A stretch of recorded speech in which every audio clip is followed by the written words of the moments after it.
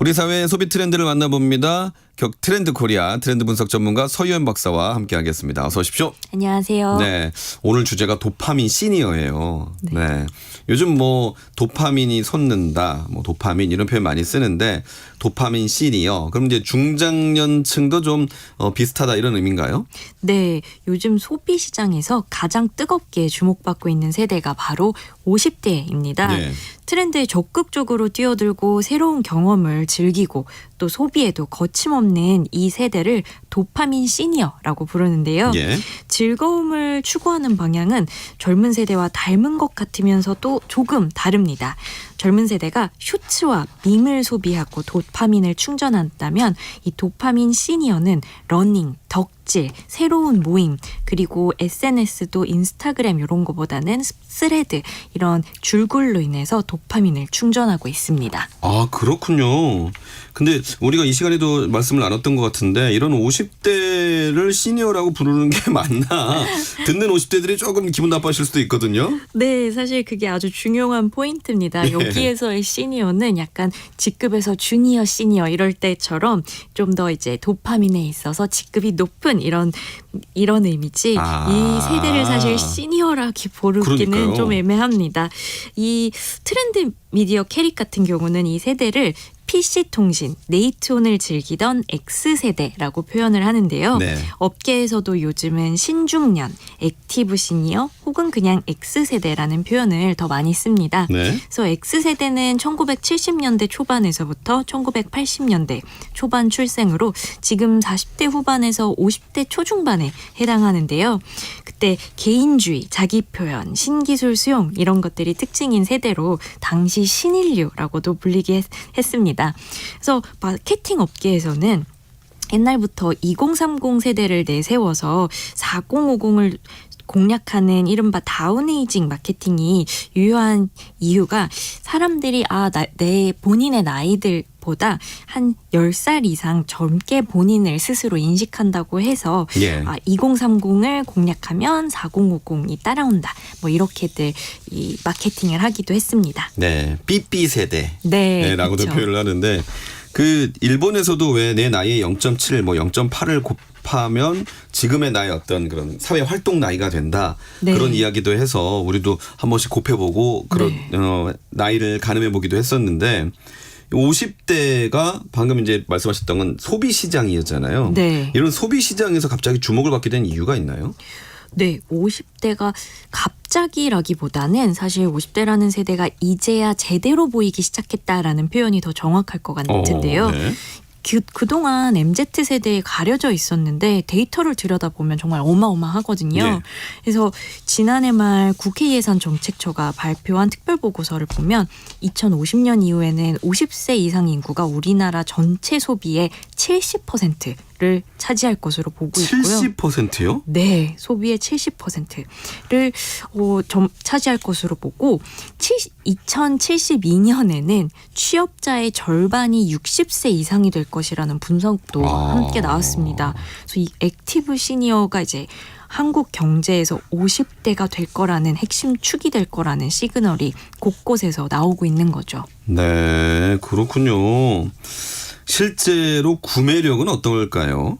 네, 구매력이 거의 핵심인데요. 네. 지난해 한국은행 조사를 보면 가구주 연령 기준 평균 총 자산이 50대가 약 6억 6천만 원으로 전 연령대 중 가장 높은 수준을 보이고 있습니다. 네. 40대나 60대보다도 높은 건데요. 자산 대비 빚도 50대와 60대는 줄어들고 있는 반면 39세와 이하와 40대는 오히려 늘고 있고요. 그렇죠. 즉 50대는 지금 가장 자산이 두텁고 부채 부담은 좀 줄어드는 시기에 있습니다. 게다가 덤으로 이제 자녀가 독립하게 되면 나를 위한 소비에도 쓸 수 있는 여력이 생기는 점이 좀 독특하다라고 볼 수 있는데요. 그래서 이제 설문조사에는 트렌드에서 이 세대를 가르쳐 남은 삶의 행복을 위해 가족보다 나 자신을 위한 소비에 집중하면서 구매력을 과시한다라고도 분석 결과가 나왔습니다. 그러니까 자녀가 뭐 대학을 졸업하고 취업을 하면은 오히려 용돈도 주고 네. 그 자녀에게 나가던 교육비는 이제 줄어들 것이고 네. 그리고 내가 계속 일을 하다 보니까 뭐 수입은 또 여전히 발생을 하고 네. 아직 그래서 은퇴는 전이죠. 그렇죠. 은퇴하기 전이고 은퇴를 했더라도 또 다른 또 네, 새롭게. 수입원이 생기는 것이고 그래서 저한테 한 선배가 이제 그런 말씀하시더라고요. 예전에는 내가 뭐 맥주 한 잔 살게 소주 한 잔 살게 그랬다면 지금은 좀 더 비싼 것도 사줄 수 있다. 오. 그렇게 말씀하신 역시 선배가 있었는데 큰 손이 되셨군요. 그게 그냥 그 뭐라고 해야 될까요? 농담이 아니셨네요. 그쵸. 네. 숫자로 보이고 있습니다. 그리고 또 요즘은 온라인 쇼핑도 익숙하니까 쇼핑하기에 굉장히 편한 시대가 됐잖아요. 네. 설문조사를 보면 50대 10명 중에 9명, 그러니까 90%가 온라인 쇼핑에 아주 익숙하다라고 대답을 했고요. 인터넷 뱅킹도 장보기 앱도 20대랑 40대랑 50대랑 거의 차이가 하나도 없다고 합니다. 네. 유튜브로 정보 찾는 건 기본이고요. 우리금융경제연구소도 조사에서 55세에서 69세 사이 분들 중 80% 이상이 앞으로 AI 서비스도 적극적으로 써보고 싶다라고까지 응답했다고 합니다. 네. 실제로 온라인 쇼핑에서의 성장세가 나타나고 있겠죠. 네, 특히 온라인 식료품 구매를 보면요. 50대가 모든 연령 중 가장 가파른 성장세를 보이고 있습니다. 장보기 앱 생각해 보시면 가장 많이 이런저런 음식들도 다 시도해보고 있는 건데요. 예. 반대로 20대는 오히려 오프라인 구매 비중이 좀 늘고 있고요. 그래서 요즘 설문조사 업체들은 이런 변화를 반영해서 올해 리서치 표준조사 연령을 기존 59세 상한 연령에서 69세로 확대하기로 했다고 해요. 결국 비즈니스가 주목해야 할 타겟 중심축이 실제로 이동했다는 공식 선언인 셈이죠. 그러니까 젊은 세대들은 오히려 아날로그식 네. 거기서 매력을 느끼고 있고 네. 우리 시니어분들은 이런 온라인에 또 AI에 효율적이고 예. 더 쉽게. 더 재미를 느낀다는 거군요. 네. 자, 그래서 다양한 재미를 추구한다는 이제 의미의 도파민과 네. 지금 시니어가 만났다는 말씀인데 네. 실제로 이 트렌드를 좀 따라가는 아니면 좀 앞서가는 그런 모습도 좀 인상적이라고요. 네, 가장 눈에 띄는 게 러닝입니다. 지난해 러닝붐이 불었다고 예. 말씀드렸잖아요. 네. 근데 러닝 관련 매출에서 가장 두드러진 성장세를 보인 연령대가 바로 50대였습니다. 그래서 요즘 경보라고도 하는데 슬로우 조깅도 유행하고요. 예. 건강하게 달리는 유명 시니어들의 이야기가 SNS에 퍼지면서 러닝이 50대의 힙한 취미로 자리를 잡았고요. 패션도 마찬가지입니다. 5060 여성들이 가장 많이 이용하는 쇼핑 앱 퀸이돼서도 2024년 기준 매출이 711억 원에 달했고요. 무신사라고 굉장히 젊은 세대 앱이라고 불리는 그런 패션 앱도 50대 이용률이 3위권에 안착했다는 점도 눈길을 끕니다. 그래서 올리브영 이런 거에서도 자녀가 이끌어서 엄마 이거 알아? 하면서 최신 트렌드를 공유하다 보니까 자연스럽게 서로 주고받는 영향이 커졌다라고도 볼 수 있습니다. 갑자기 그 말이 생각나네요. 제가 아는 분이 아빠랑은 그 1,000원 샵을 가고 엄마랑은 이런 화장품 모아놓은 샵을 간다. 네. 네. 그러니까 어쨌든 자녀들이 데리고 이제 간다는 거잖아요. 그쵸. 그럼 이제 본인들이 거기서 재미를 느끼고 익숙하고 또 이제 구매까지 알려주고. 이어지고. 네. 실제로 한 트렌드 예측 업체에서 이 50대 이상 5, 60대를 트렌드의 새로운 주체라고 그냥 아예 지목을 했네요. 네. 트렌드 분석 업체 캐릭 같은 경우는요. 원래 요즘 새로운 트렌드는 항상 젊은 세대가 확산시킨다. 그래서 요즘은 Z세대다. 이런 인식이 있는데 최근엔 이런 메가 트렌드를 향유하는 주체가 밀레니얼부터 X세대까지 넓어지고 있다고 분석을 하는데요. 밀레니얼 세대, X세대 등을 대상으로 인터뷰했을 때 이제는 나이를 넘어서 취향이나 관심사가 소비를 좌우하는 것 같다라는 답변이 눈에 띄게 많았다고 합니다.